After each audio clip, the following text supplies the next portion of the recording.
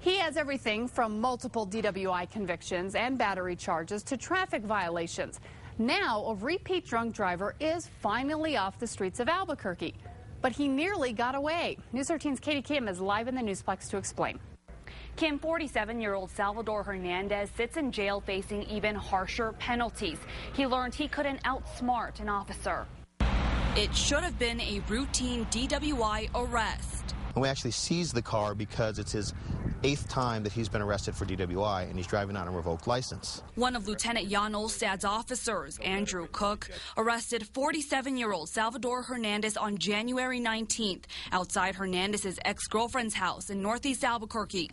Cook and Hernandez were on their way to the police substation when they made a detour. The individual said he had a leg injury and had to go to the hospital.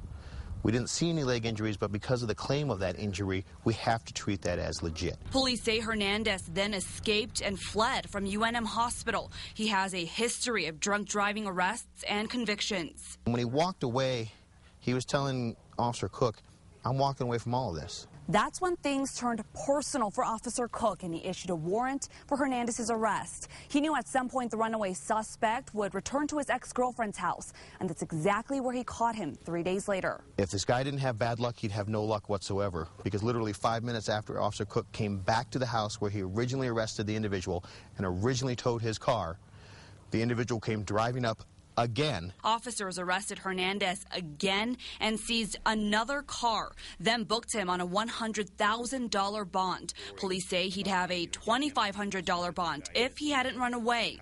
They're just pleased Hernandez is off the streets. He was going to make sure that this individual is held accountable through the court system.